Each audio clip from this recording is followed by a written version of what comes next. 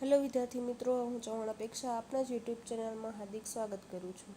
તમે ભણી રહ્યા છો electrical diploma 5th sem PCA energy conservation and audit. એમાં ચેપ્ટર 2માં આપણે પહોંચ્યા હતા અને લાસ્ટ પાર્ટ 2ની અંદર આપણે જોયેલું હતું કે ઇલેક્ટ્રિકલ સિસ્ટમમાં પાવર ફેક્ટરના સુધારણા એટલે કે પાવર ફેક્ટર એટલે શું. સૌથી પહેલાં તો આપણે એ જોયેલું હતું, બરાબર. પછી આપણે એક્ટિવ પાવર, રિએક્ટિવ પાવર અને એપરન્ટ પાવર વિશે જોયેલું હતું. તો પાવર ફેક્ટર એટલે શું, તો વોલ્ટેજ વેક્ટર અને કરંટ વેક્ટર વચ્ચેનો જે એંગલ બને છે એને શું કહેવાશે? પાવર ફેક્ટર, કોસ ફાઈ, બરાબર. એપરન્ટ પાવર, એક્ટિવ પાવર અને રિએક્ટિવ પાવર, એની ત્રણેયની આપણે વેક્ટર ડાયાગ્રામ દ્વારા સમજ મેળવી હતી, બરાબર. એક્ટિવ પાવરને કેના વડે દર્શાવાય? તો પી વડે, રિએક્ટિવને ક્યુ વડે અને એપરન્ટને એસ વડે, બરાબર. હવે એ પાવર ફેક્ટર જે છે એ આપણી સિસ્ટમમાં ખૂબ જ અગત્યનો ભાગ ભજવે છે. જો પાવર ફેક્ટર ઓછો હશે તો ઘણા બધા લોસીસ થાય છે, બરાબર. અને એ સિસ્ટમ સારી રીતે એવી રન ન કરી શકે, એટલું આઉટપુટ ન મળી શકે આપણે જેટલું જોઈતું હોય એટલું, બરાબર. અને પાવર ફેક્ટર વધારે રાખવો જરૂરી છે, બરાબર. ઓછો પાવર ફેક્ટર હશે તો લોસીસ થશે, અને વધારે પાવર ફેક્ટર હશે તો આપણે એફિશિયન્સી સારી મળશે, પ્લસમાં ઇક્વિપમેન્ટ સારું એવું રનિંગ કરી શકશે, બરાબર. આઉટપુટ સારું આપશે. તો આજનો ટોપિક છે ઓછા પાવર ફેક્ટર થવાના કારણો, બરાબર. Causes of low power factor. Power factor ઓછો શું કામ થાય છે, શેના કારણે થાય છે, બરાબર. તો સૌથી પહેલી પોઈન્ટ આવે છે લોડની કેરેક્ટરિસ્ટિક્સ, બરાબર. લોડની કેરેક્ટરિસ્ટિક્સ, તો લોડ એટલે અલગ અલગ ટાઈપનો લોડ. ટ્યુબલાઇટ, લેમ્પ જે છે, બરાબર. સિંક્રોનસ મોટર છે કે પછી જનરેટર છે, ફ્રીજ છે, એસી છે, અલગ અલગ ટાઈપના ફેન છે. તો લોડ, બધી લોડની અંદર પાવર ફેક્ટર બધીનો અલગ અલગ હશે, બરાબર. અહીંયા તમને મોટર બાબતે પહેલો પોઈન્ટ કહેવા માંગે છે કે જુઓ, સિંક્રોનસ અને કોમ્યુટેટર મોટર સિવાયની બધી જ એસી મોટરના પાવર ફેક્ટર જે હશે એ ઓછા લેગિંગ હશે, બરાબર. લેગિંગ એટલે ઓછો હશે, બરાબર. દાખલા તરીકે 3 ફેઝ ઇન્ડક્શન મોટર જ્યારે ફૂલ લોડ ઉપર એનો પાવર ફેક્ટર કેટલો હશે? 0.8 થી 0.85 લેગિંગ હશે, બરાબર. અને આ જે પાવર ફેક્ટર જે છે એ લોડ ઘટાડવાની સાથે પાવર ફેક્ટરમાં પણ ઘટાડો થાય છે, બરાબર. હાફ લોડ ઉપર એ કેટલો હશે? 0.7. ફૂલ લોડ ઉપર કેટલો હશે? 0.8 થી 0.85, બરાબર. અને ક્વાર્ટર લોડ ઉપર 0.5 થઈ જાય છે. એટલે આ લોડ ઉપર ડિપેન્ડ કરે છે પાવર ફેક્ટર જે છે ને એ, બરાબર. હજી એક પોઈન્ટ એનામાં આવે છે, ફ્રેક્શનલ હોર્સ પાવર મોટર જે હશે એમાં પાવર ફેક્ટરના પ્રકાર અને લોડના પ્રમાણે કેટલો હશે? 0.5 થી 0.75 લેગિંગ હોય છે, બરાબર. એ જ રીતે ટ્રાન્સફોર્મર હશે, બરાબર. ટ્રાન્સફોર્મર જે છે એ ઇલેક્ટ્રોમેગ્નેટિક ઇન્ડક્શનના સિદ્ધાંતો ઉપર કાર્ય કરે છે. એથી એનો પાવર ફેક્ટર પણ ઓછા લોડ પર ઘટે છે. ચલો, ફેન, એનો પાવર ફેક્ટર કેટલો હશે? 0.5 થી 0.8, બરાબર. ફ્લોરસન ટ્યુબલાઇટનો 0.6 થી 0.8 પાવર ફેક્ટર પર ઓપરેટ થાય છે. ઇન્ડક્શન ફર્નેસનો પાવર ફેક્ટર 0.6, આર્ક ફર્નેસનો 0.3 થી 0.5. હવે આ બધા ઓબ્ઝર્વેશન ઉપર તમને ખ્યાલ પડશે કે પાવર ફેક્ટર જે છે એ 0.8 થી 0.85ની આસપાસ હોય તો વધારે સારી એવી ઇક્વિપમેન્ટ લખી શકાય, બરાબર. રેઝિસ્ટન્સ ફર્નેસનો પાવર ફેક્ટર જે છે એ 0.6 થી 0.9 લેગિંગ, બરાબર. આર્ક લેમ્પનો પાવર ફેક્ટર 0.3થી 0.7ની વચ્ચે હોય છે, જ્યારે નિયોન સાઇનનો પાવર ફેક્ટર 0.4થી 0.5ની વચ્ચે હોય છે, બરાબર. આર્ક વેલ્ડિંગની સાધનો, એનો પાવર ફેક્ટર 0.8 અને રેઝિસ્ટન્સ વેલ્ડિંગના સાધનો 0.4થી 0.75, બરાબર. આર્ક વેલ્ડિંગ હોય એ સારું એવું આઉટપુટ આપે અને પાવર ફેક્ટર પણ 0.8 છે. જ્યારે રેઝિસ્ટન્સ હોય તો એનામાં લોસીસ વધારે થાય, તો 0.4 અને 0.75ની વચ્ચે હોય છે, બરાબર. આમ લો પાવર ફેક્ટર થવા માટે ખાસ કરીને લોડની કેરેક્ટરિસ્ટિક્સ ખૂબ જ મહત્ત્વનો ભાગ ભજવે છે. ચલો, ઓછો પાવર ફેક્ટરનો બીજો મુદ્દો એ છે સિસ્ટમ વોલ્ટેજમાં વધારો. જો સિસ્ટમના વોલ્ટેજની અંદર વધારો થઈ જાય, બરાબર, તો પાવર ફેક્ટરમાં ઘટાડો થાય. કઈ રીતે?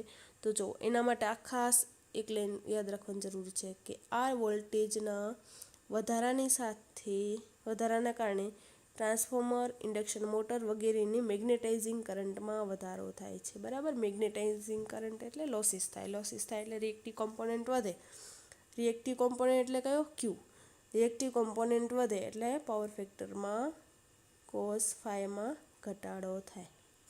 બરાબર, આ રીતે હતું સિસ્ટમ વોલ્ટેજમાં વધારો. અગર સિસ્ટમના વોલ્ટેજમાં વધારો કરવામાં આવે તો મેગ્નેટાઇઝિંગ કરંટ જે હશે એ તમારો ઇમ્પ્રૂવ થશે એટલે રિએક્ટિવ કોમ્પોનન્ટ પણ વધશે એટલે પાવર ફેક્ટરમાં શું થશે? ઘટાડો થશે. બરાબર, ચલો એના પછીનો ત્રીજો પોઈન્ટ છે ઇન્ડક્શન મોટરનું અવ્યવસ્થિત મેન્ટેનન્સ. બરાબર, આપણે મેન્ટેનન્સ એટલે ખ્યાલ ન રાખીએ પૂરતા પ્રમાણમાં કોઈ પણ ઇક્વિપમેન્ટનું, સમયાંતરે સાફ સફાઈ ન હોય કે પછી એના જે પાર્ટ્સ હોય એ ઘસાઈ ગયા હોય કે પછી ગેપ બે વચ્ચેની જગ્યા વધી ગઈ હોય. બરાબર, એ બધું મેન્ટેનન્સમાં આવે. મેન્ટેનન્સમાં આપણે ધ્યાન ન રાખતા અહીં અવ્યવસ્થિત મેન્ટેનન્સ હોય તો પાવર ફેક્ટરમાં ઘટાડો થાય. તો કઈ રીતે કહેવા માંગે છે? જુઓ, ઇન્ડક્શન મોટરના મેન્ટેનન્સમાં અમુક મુદ્દાનો ખ્યાલ ન રાખવામાં આવે તો પાવર ફેક્ટરમાં ઘટાડો થાય છે. કયા કયા મુદ્દા છે? લાઈક ધેટ રોટર અને સ્ટેટર વચ્ચેનો એર ગેપ, બે વચ્ચેના ગેપ વધી જાય તો મેગ્નેટાઇઝિંગ કરંટમાં શું થશે? વધારો થશે અને પાવર ફેક્ટરમાં શું થશે? ઘટાડો થશે. અથવા મોટરનું રિવાઇન્ડિંગ કરવામાં આવે ત્યારે જો જોઈતા ગેજનો વાયર ન વાપરવાને બદલે પાતળા ગેજનો વાયર વાપરવામાં આવે તો ફ્લક્સ લીકેજમાં વધારો થશે. આથી પાવર ફેક્ટરમાં શું થશે? ઘટાડો થશે. બરાબર, શું કે છે? જો રોટર સ્ટેટર વચ્ચેની જગ્યા જે હોય એર ગેપ, બરાબર, એ ગેપ વધી જાય તો મેગ્નેટાઇઝિંગ કરંટમાં શું થશે? વધારો થશે. આથી પાવર ફેક્ટરમાં ઘટાડો થશે. અને આ જ રીતે જો મોટરનું વાઇન્ડિંગ જે હોય એ વાઇન્ડિંગમાં અમુક ચોક્કસ ગેજ નક્કી કરેલો હોય વાયરનો, એ ગેજ કરતાં જો પતલો વાયર વાપરવામાં આવે, બરાબર, તો એ જ રીતે મેગ્નેટિક ફ્લક્સમાં લીકેજ થાય છે અને પરિણામે પાવર ફેક્ટરમાં ઘટાડો થાય છે. બરાબર, ચલો ચોથો પોઈન્ટ હતો સાધનોનું ઓવર રેટિંગ. બરાબર, એમાં શું કહેવા માંગે છે? તો લોડના પ્રમાણમાં ઇન્ડક્શન મોટર વધારે રેટિંગવાળી વાપરીને ઇન્ડક્શન મોટર પર લોડ ઓછો થાય છે, તેથી ઓછા પાવર ફેક્ટર પર ચાલે છે. તમે મોટર જે છે એ વધારે રેટિંગવાળી યુઝ કરો અને પરિણામે લોડ જે હોય આપણા પાસે ઓછો હોય ને મોટર વધારે રેટિંગવાળી યુઝ કરી હોય તો એમાં લોસીસ થાય અને પરિણામે પાવર ફેક્ટરમાં ઘટાડો થાય. તો એ જ કહેવા માંગે છે કે ઇન્ડક્શન મોટર વધારે રેટિંગવાળી વાપરીએ અને ઇન્ડક્શન મોટર પરનો લોડ ઓછો થાય છે, આથી પાવર ફેક્ટરમાં વધારો થાય છે. બરાબર, યોગ્ય રેટિંગવાળી જ મોટરનો યુઝ કરવો જોઈએ પાવર ફેક્ટર ઇમ્પ્રૂવ કરવા માટે.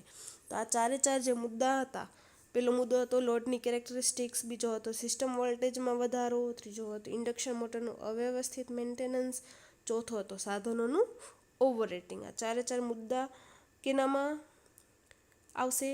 તો ઓછા પાવર ફેક્ટર થવાના કારણોમાં, causes of low power factor. ઘણી વખત તમારે જીટીયુની એક્ઝામમાં પૂછાઈ ગયેલું છે.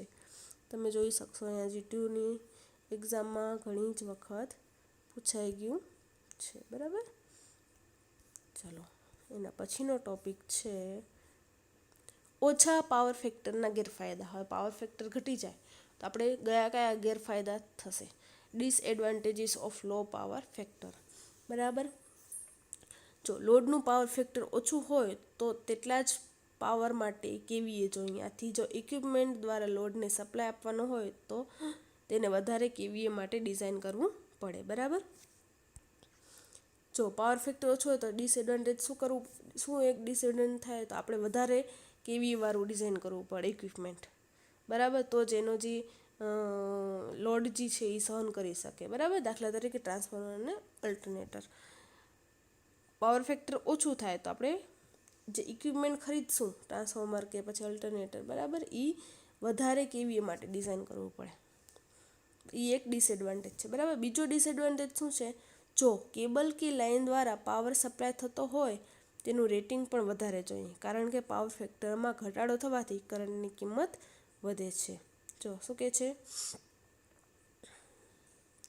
કેબલ કે લાઇન દ્વારા પાવર સપ્લાય થતો હોય તો તેનું રેટિંગ પણ વધારે જોઈએ, કારણ કે પાવર ફેક્ટરમાં ઘટાડો થવાથી કરંટની કિંમત વધે છે. cos ફાઈવમાં ઘટાડો થાય, કરંટની કિંમતમાં વધારો થાય. બરાબર,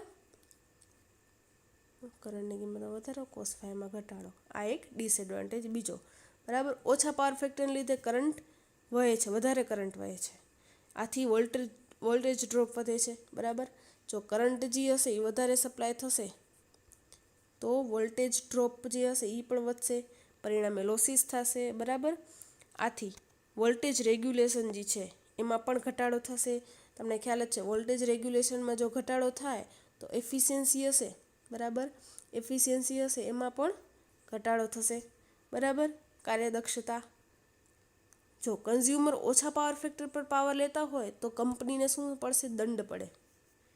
પાંચમો મુદ્દો એ છે, જો ઓછા પાવર ફેક્ટર કંપની જે વેચતી હોય કન્ઝ્યુમરને વધારે પૈસા લઈને, બરાબર, તો એને દંડ પાડવામાં આવે. તો આ બધા ડિસએડવાન્ટેજ છે ઓછા પાવર ફેક્ટરના. બરાબર, હવે જો પાવર ફેક્ટર સુધારવાના ફાયદા, જો અગર પાવર ફેક્ટર વધારે હોય ને સુધરી જાય તો એમાં કયા કયા ફાયદા છે? તો પહેલો જ ફાયદો એ છે કે prime mover, alternator, transformer, switch gear વગેરે ઇક્વિપમેન્ટની કેવીએ કેપેસિટી ઓછી જોઈએ. કેવીએ રેટિંગ જે છે, કેવીએ એટલે કયો પાવર કહેવાશે?